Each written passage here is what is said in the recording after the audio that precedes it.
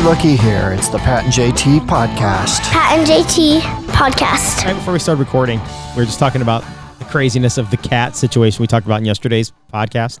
If you missed it, go back and listen to it. But then you were saying, yeah, I said, yeah, and you just got the cats there. If they'd actually walked out the back door, you'd only enjoyed them for 6 weeks, maybe at the most. I don't even think it's been that long. And you said it's the first time that I actually intentionally went and got an animal. Usually they just find us.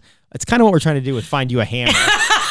Because usually they just find you, but now we're intentionally going out and trying to find JT a Mizanne. Oh, so thanks for your text and your DMs, but we're looking for pet-friendly places where you can take Jack and look for a man at the same time. Just a park in general, because not the dog park, because dogs have to be... Right, because everybody's got dogs. Yeah. You don't stand out. Yeah. When you're the only one in the building with a dog. Right. And going outside now, not going to happen. Not me. No. That's not for me. I don't care how nice it is. It's November. Right. I hear you. I'm pretty much done with outside. I know. Me too, unfortunately. I know. And we had a few nice days in there, and which, we'll probably still see some more. I mean, no doubt about it. But it's just kind of, you just turn a corner finally. You just kind of succumb and say, okay, it's fall. It's almost winter, for Pete's sake. We're getting, it's almost December. Right. I ran outside briefly. I have a video of this. I actually have to post it. When Bennett had his birthday last week, we put like 10 or 15 balloons in the hallway, right? Okay. So we walked out of his room. Well, they're still there because the cats play with them. Sure. And somehow the 2 balloons have migrated to 2 different registers on the floor. Oh, okay. And as soon as the heater comes on, they go up about 3 or 4 feet and just hover there. They found a sweet spot. They do. And there's 2 different. So I was taking video, and I was leaving the house the other day, and I was driving by, and I saw it through the window from the outside, this balloon just hovering. So I went, and I got home, I ran inside, it was freezing outside, windy, and I grabbed my phone. I'm like, I got to go back out to the street so I can get a video of this. Ran all the way back out, turned around, and the heater had turned off. So the balloon's gone.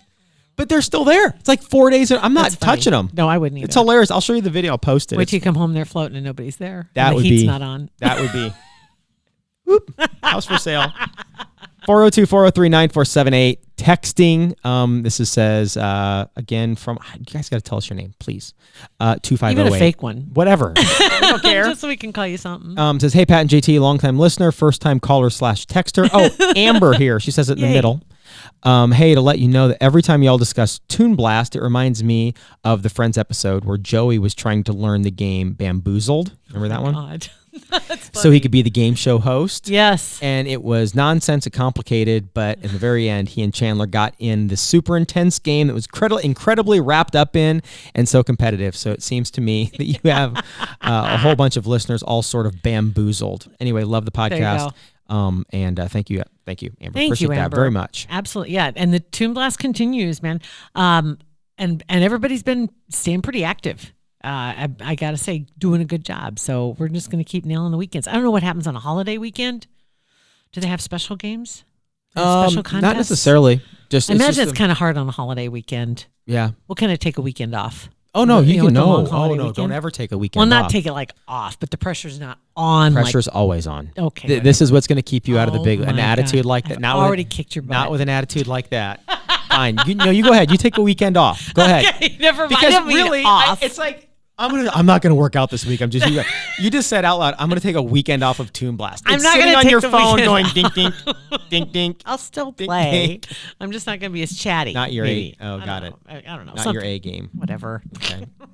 So 402-403-9478 or Facebook, Twitter, Speaking Instagram. of which, let me see real quick here.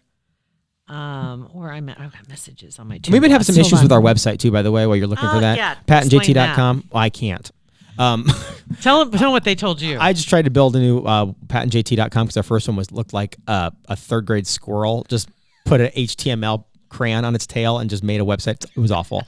So anyway, I made a new one, tried to forward the domain. It got screwed up. GoDaddy can't help me. I'm trying to figure out. It says it's not safe. We're not trying to phish you. So we're getting there. I'm sorry. That's all I got. That's my statement from Parkville Media. Okay. Well, thank you for that. I appreciate it. So I am now, really? If I quit, I lose a life? So I got to play this. I got to. That's what I'm talking about. You always have to be and so you're not focused now. I'm not, because I started a game and I didn't mean to, because all I meant to do is to see what level. And now I you're was just going to on. burn through it and not focus. And You might as well just back out. I know. I might as well just go ahead and lose Yeah. the life. But Yeah. now here I sit and I'm trying to play while we're sitting here talking, and that's probably not going to work at all. No. I'm not getting anywhere. I only have 20 moves left. I'm on level 103 and I've been having a horrible time. Yeah, it's the find those ones that's it's a better door than a window. Stack of cans and a bunch of light bulbs, and I am just awful. Some of those are just super hard. It's driving me crazy. You'll get there. Is. And I think it's got the disco balls in this one too. As part of it, that's part of the deal. Remember we talked to somebody else about that. My favorite is when I absolutely love there's a couple moves that are very satisfying for OCD is when you have 2 disco balls and all you have is a whole bunch of bubbles. Have you got to the bubbles yet? The bubble gum? No. Okay, so there's things where a bubble gum where you explode a cube next to a piece of pink bubble gum, and it pops and turns into 6 or whatever bubbles that you then have to go break. So then when you just have nothing but bubbles out there and you have 2 disco balls together and it pops all the bubbles, I've audibly said yes. I'm times. okay. I have enjoyed I'm trying to think here when when you have the bomb and like 2 or 3 rockets and maybe one like a one ball, like a blue, the red or the whatever, just one, not the multicolored one. And it shoots off rockets in every direction. Yes, and that's then fun. They all done. It's fun. I'm happy. All right, so I'm on 103, so I'll get back on it because I haven't made much progress this week. That level's been killing me. Yeah, it's a rough Speaking one. of killing, have you guys heard of Hunt a Killer? Hunt a Killer. It's a game, and you don't play it online. There are online groups, but Hunt a Killer. You've probably seen the ads on Facebook. Mm-hmm. That's where I'd heard of it before, but yeah, that's where I'd seen that. And so I got to looking into it, kind of nosing around a little bit. I want to know if anybody's played it or if you belong. It's a subscription based, and it costs like $20 a month, 25, 30, somewhere in there. I'm not sure. I haven't gotten that far.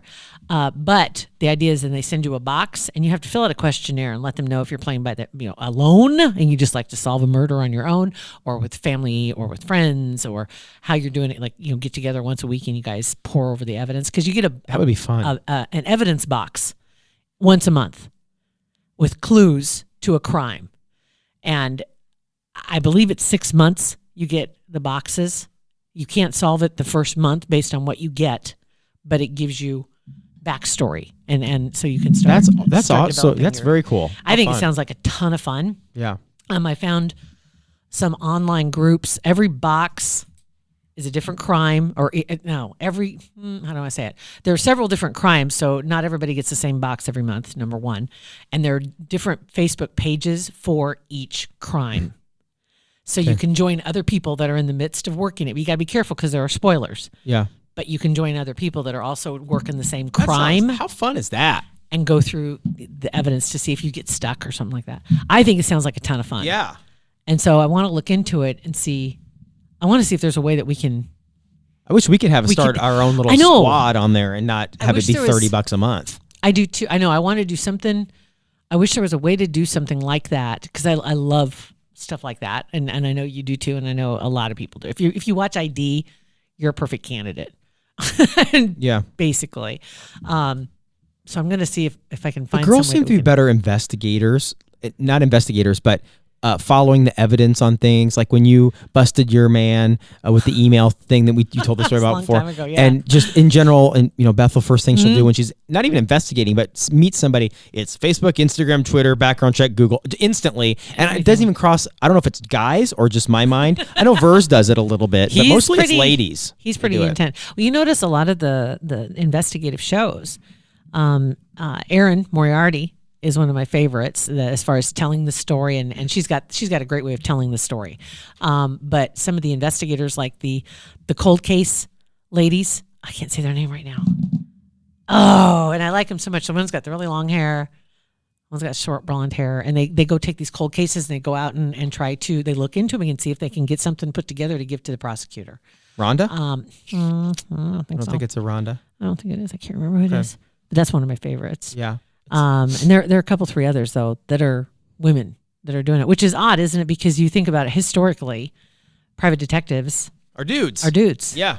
Private dicks. Yeah. Yes. They're guys. Dick Tracy, private investigator. And a lot of the murder shows on the other side of it, I haven't watched the ID for a minute, but a lot of the shows are like My Evil Sister, My Crazy Wife. It's all about these killer women. Yeah, That's a show. Right. So those, right, I've seen They that don't one. get enough headlines. That's the weird part. I think because there's fewer of them, but it seems to be they're more spectacular. Because women sit back, they're like in the weeds, and they wait, they figure it out, they plot it, and then they attack. And but there's not a lot of them, but when it does happen, it seems to be much more sensational than Dude's just knife run of the done. mill. That's it.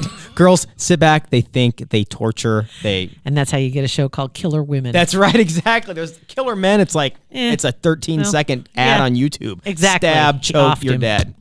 Neck broken. See ya. So I'm going to look into this further and see if we can't figure out a way. And if you have played it, let us know. Or if you're in the midst of it, and you're doing it. But I haven't seen anybody talking about it. I think they have over 100,000 members now on their Facebook page, and I joined it, and then I joined another private group as well for it.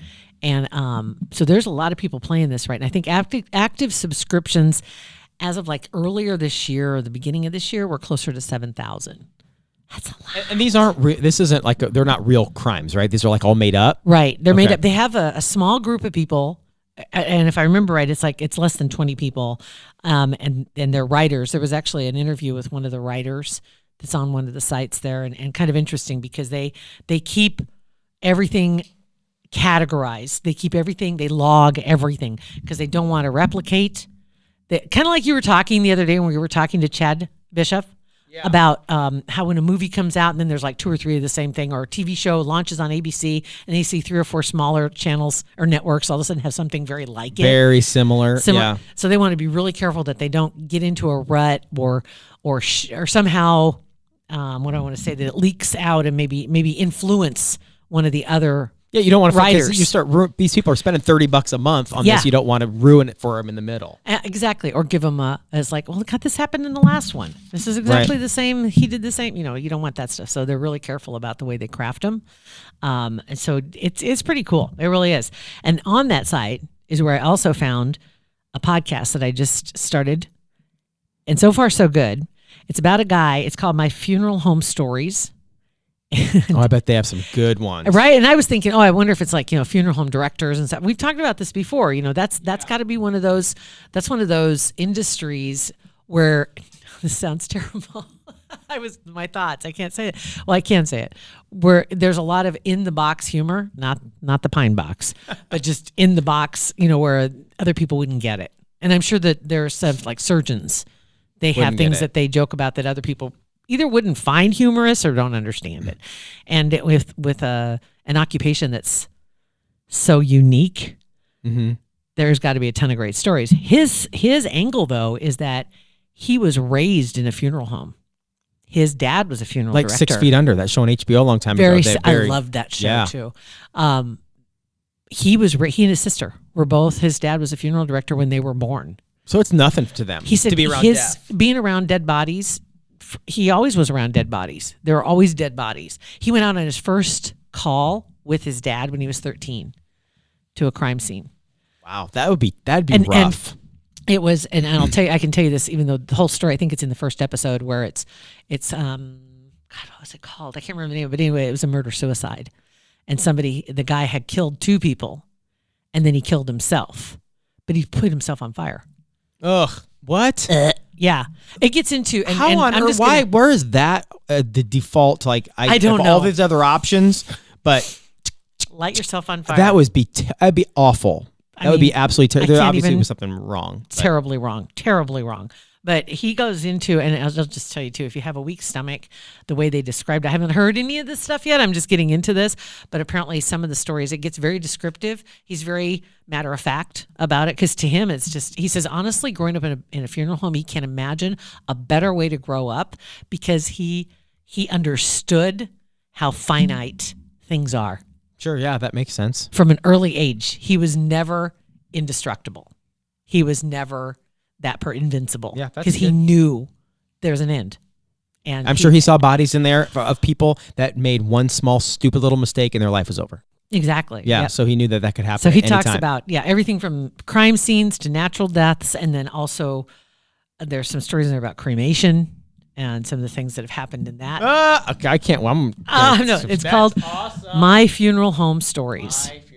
So I'm thinking that. I don't remember the last time I saw, other than at a funeral, saw a dead body. Yeah. I've only one time seen a dead body outside of a funeral. I think I know I saw one once. It was I don't even remember this scenario behind it, but it was mine was plane a farm crash. accident. What I saw. That's so first responders and police First officers and stuff responders. that see that kind of stuff all the time. That was 20 years ago or more. I was Still- living in you still can Hastings. see it, yeah. I can still see it plain as day. And I remember It was the I grain elevator, right? You saw that, yeah. the grain and I remember being parked away from it because I was covering it for the news station. I was parked across from it, probably about less than a football field away from it though, but I was a ways away and everybody had to stay back because they were trying to get all the corn because he was in the corn bin. Yeah. And to get him out, they had to dump it. And just for a split second, you saw him. Yeah. And I can see it was just a beautiful blue sky. I remember it was in the fall, of course, harvest. I remember everything. Oh, yeah, I'll never forget that. Yeah. I can't imagine. So first responders, hats off to you. Of Unbelievable. course, it goes without saying. For sure. I don't know how you do it. But Well, anyway, so there's that. that's a good thing. And podcast to listen to. yeah, so I'll just throw that one out there. And if you got any others, right now the one I haven't started it yet, like I said, because I'm just finishing up. Is it Live or Die? Live or Die Live or Die in LA? in LA. Yeah, that's a good one. And I'm almost done with it. Yeah, there's a lot of good LA crime ones. The one with John Holmes was involved in a murder back in the 80s, 70s. yeah. That was a good one. To Yeah. Live and Die in LA. That's where I'm at. I've got about 4 episodes left. Oh, I got a little So more. that's a good fun one to download and listen Yeah, to. it's not a lot of episodes, so. But And it's still, we're very glad that you guys listen to our podcast. Coming up Yeah. on Thanksgiving Day, we're going to have Stephanie Arney is going to be on here. That episode is going to drop on Thanksgiving Day. Stephanie Arney and her husband, Tim Davidson, artist. She former host of Mutual of Omaha's Wild Kingdom. and Tim Davison, And, he's from Wahoo. Yeah. You'll know that. But yeah, she's been She was on the Harry Connick Jr. show all the time. Took animals and stuff on there. She did, and Yeah.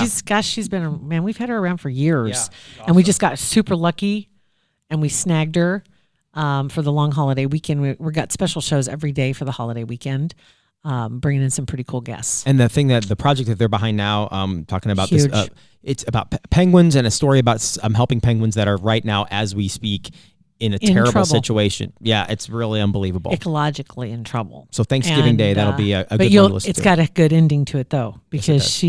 she has found a path to hope and a real way that we all can help. Where Yeah. it's not like, well, yeah, sure, I have $10,000 up. It's not even like that. It's not at even all. like that. Yep. Nope. So, thank you. put that on your calendar. So remember that long 4-day weekend, you get a chance to download some. We'll have some special ones for you. And as long as you're subscribed, you'll get that notification no matter Right. what. So subscribe, rate, Thank review, you. go to our website, Pat and JT. It's not corrupt. It's just not there. I just got to find it. I'm the Call IT the IT. department. Oh, that's right. That's me. Thanks for listening. Pat and JT Podcast, a Parkville Media Production.